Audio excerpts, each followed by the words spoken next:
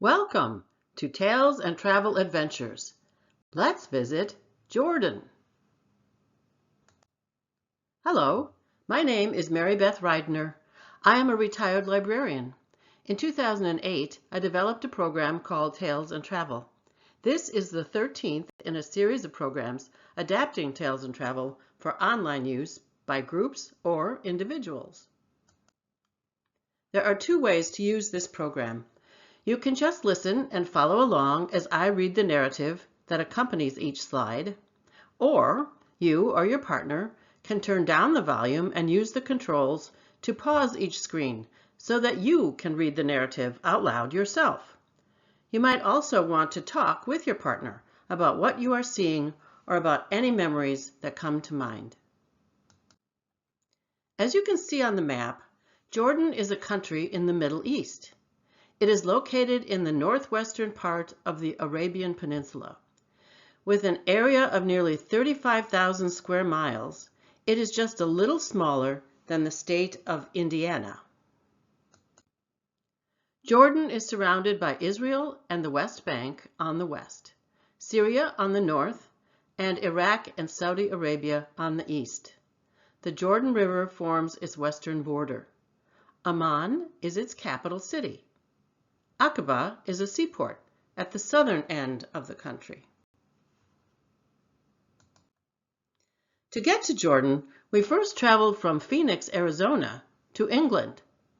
After about 20 hours of flying, we finally arrived in Amman, Jordan.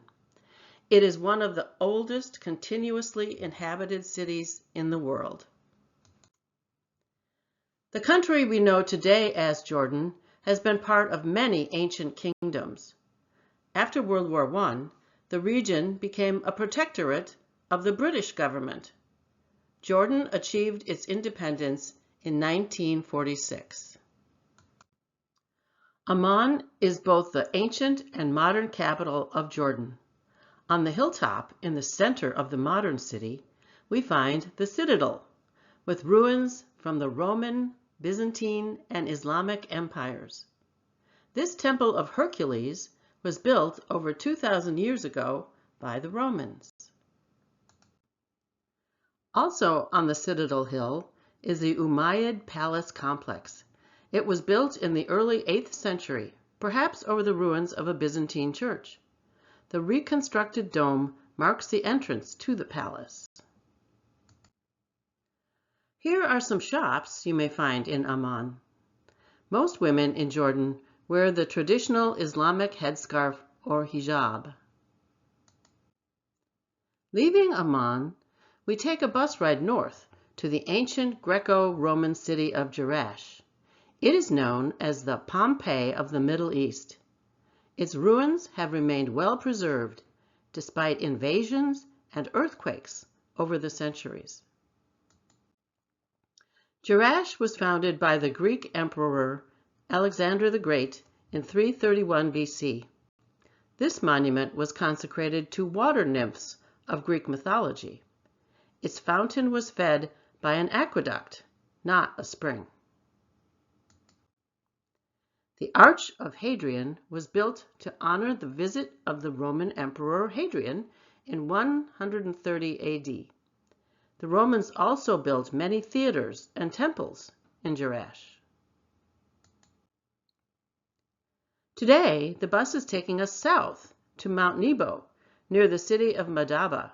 It has an elevation of 2,297 feet. The Bible says this is where Moses was granted a view of the promised land before his death. Churches were built on Mount Nebo to commemorate the place where Moses died. Many have intricate mosaic tile decorations that date back to about 530 AD. Workers today continue to create more mosaic murals and decorations.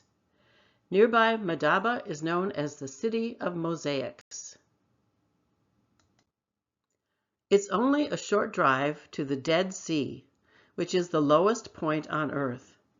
Because of the salt content, people can easily float on it.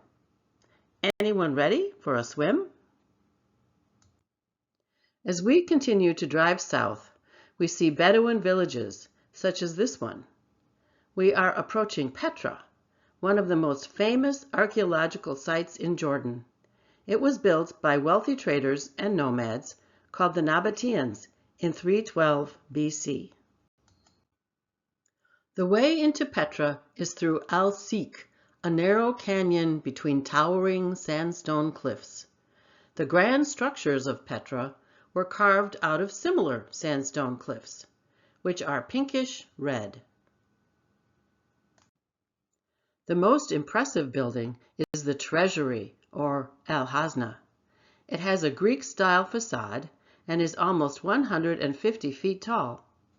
Carved by hand, the buildings were probably covered with stucco and painted bright colors. You can rent a donkey to explore the site if you like. What do you think? 44 tombs line this street in Petra.